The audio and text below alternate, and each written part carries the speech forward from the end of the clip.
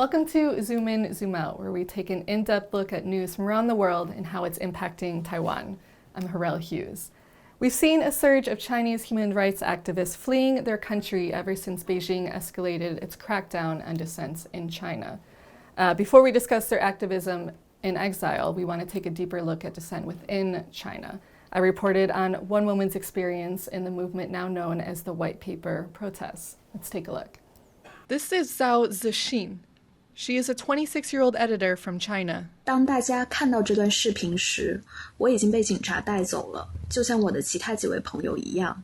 On November 27, 2022, she and her friends attended a memorial for the victims of a fire during China's zero-COVID policy. This movement is now known as the White Paper protests. The women were summoned by the police and released, but 2 weeks later, they started disappearing one by one. Cao went missing 6 months ago, on December 24, 2022. The charge? Picking quarrels and provoking trouble. This is a charge the government often levels against anybody who try to criticize the government, who just want to express their ideas. So this is in the Chinese language, it's called a 口袋罪, a pocket crime that anything can be construed as picking quarrels and provoking trouble. As we can see, dissent within China is increasingly difficult, but this response from the Chinese government is not limited to its borders. To better understand this situation, I am joined today by Ai-Men Lau. She is a research analyst at DoubleThink Lab, a civil society organization based in Taipei that researches digital authoritarianism. Thank you so much for joining us, Iman. Hey, thanks for having me. Welcome to the show. So we want to zoom in on how the CCP responds to dissent within China. Just now we heard from a Human Rights Watch researcher that anything can be construed with this charge as picking quarrels and provoking trouble. But we want to know what other tactics and patterns does the Chinese government or the CCP use against dissidents in China, in Hong Kong, Tibet, and other regions? Right. So in China, we're seeing a lot of online restrictions in the form of censorship. Obviously, post and anything deemed dissent is getting deleted or scraped off the internet or blocked. Also, as well, there is intimidation and harassment going on of those who publicly dissent. We see a lot of activists and civil society members who are under surveillance or often called in to talk with authorities. There is a term called he ca, which is to drink tea. It's a euphemism. It's often being detained by authorities to talk about your political activities. These types of tactics we are seeing within China, and at the moment, we're starting to see them spread globally as well. So we know that the Chinese government has been repressing voices for decades now, but have we seen escalations in recent years? So I think with the change of political leadership, we are seeing an escalation.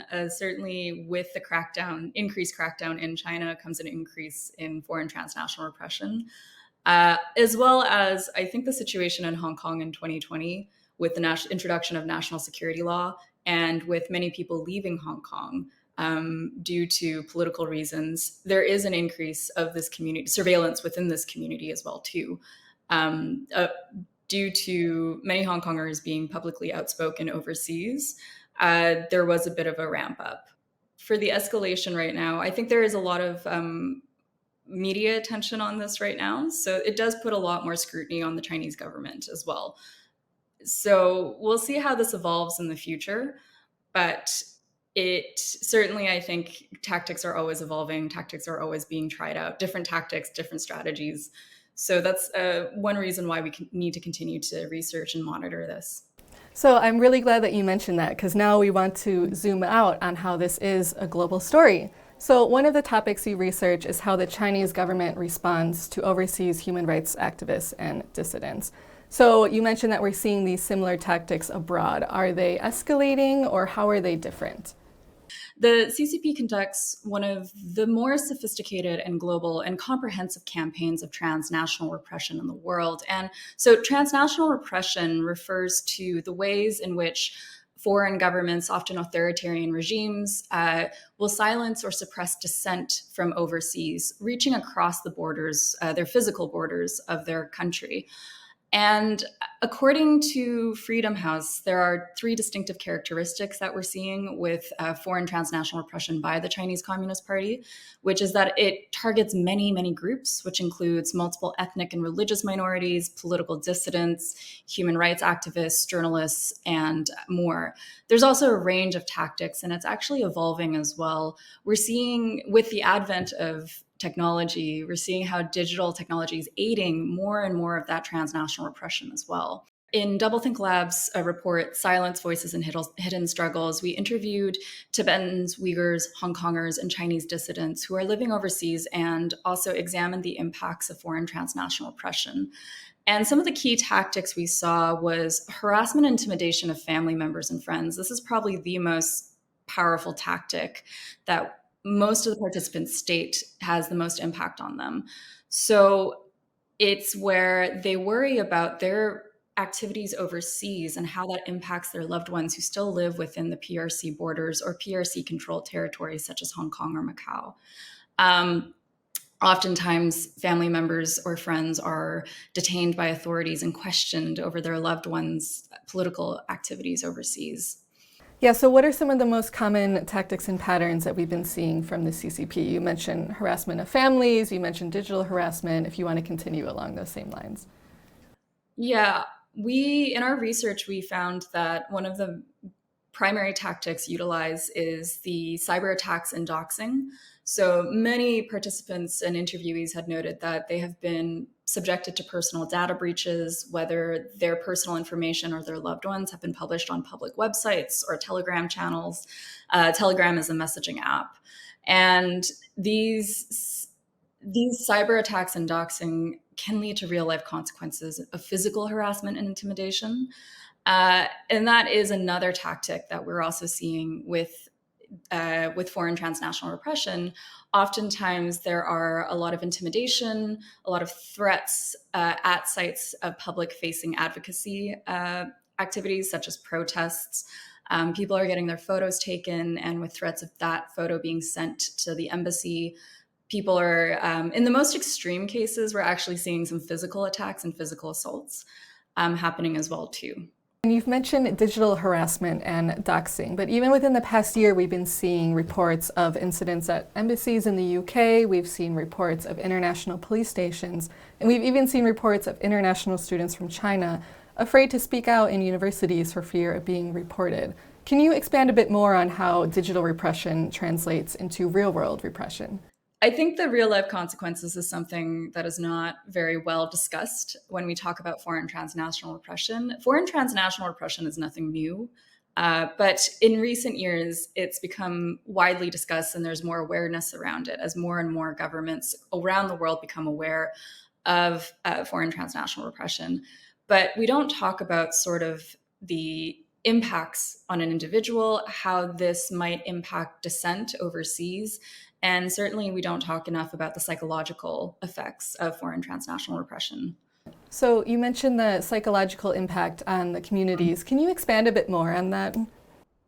Yeah, there is a widespread paranoia among the community when it comes to the impacts of transnational repression. Many people are uncertain about who they can even trust, who they can be friends with. They have engaged in measures like completely severing all personal ties with family members or friends who continue to live in the PRC or PRC-controlled territories in order to safeguard them. There's also in our research, many participants highlighted that there are not enough resources, mental health resources. Many mental health practitioners don't even have an idea of what foreign transnational repression is and are unable to help. So they don't know who to turn to. And there is a lot of mental health challenges within this community beyond just foreign transnational repression as well too. And they're finding it quite difficult to deal with everything. I think there needs to be one more research as well onto this particular aspect of foreign transnational repression. And then I just want to go back to one more thing. So you kind of touched on this, but what is the Chinese government's goal with silencing. We know the goal is silencing within their own country, of course, but what about abroad? Well, silencing abroad just helps them control the narrative globally about what China, how they want to present China to the world. And to have people who publicly dissent, whether it is domestically or globally, is a threat to the regime. So this is something that they utilize in order to present the image that they want to present, the good stories, the positive stories of how China is a global powerhouse and how China is on the front lines of human rights and whatnot. And anyone who dares to speak out against that is deemed a threat and must be suppressed or undermined. It's very important to understand one big aspect of foreign transnational repression is that it impacts how advocacy is conducted overseas.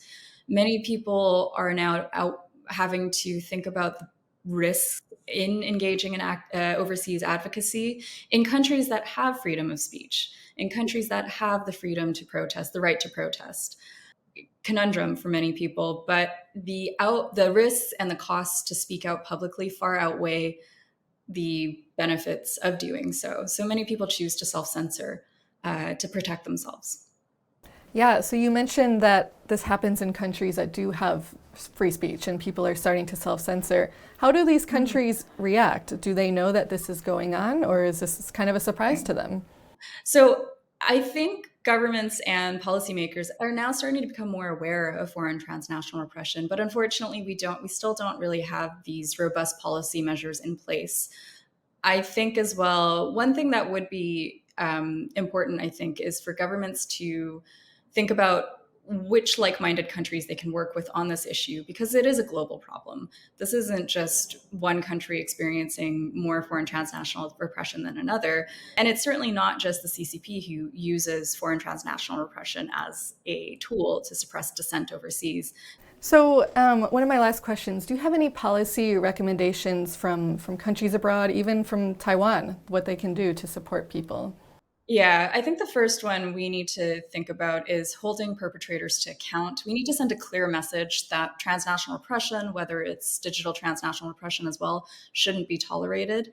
This might look at the use of targeted sanctions and additionally strengthening more expert control laws and more transparency. We also really need measures to assist victims of transnational repression. We need more empowerment and training for dissidents and activists. We need a dedicated government agency, I think. Governments can think about this to address these issues and coordinate across different departments. I think one of the main gaps we're seeing right now is that we don't have a reporting mechanism for many activists or individuals who experience transnational oppression. So we don't even have a database. We don't even really know how widespread this issue is. And more research should be done. There are many ways. And with the evolution of technology and social media comes an evolution of transnational oppression. We should be looking at measures to focus on intermediaries such as social media companies as well, and helping what they can do to support victims of transnational repression through either greater transparency in government requests of these companies, or engaging with platforms to better understand what measures might be required to specifically address transnational oppression. Thank you so much, Iman, for giving us so much insight into how human rights activists are treated around the world. This has been Zoom In, Zoom Out. For more stories for TaiwanPlus News, follow us on social media. Thank you for watching, and see you next time.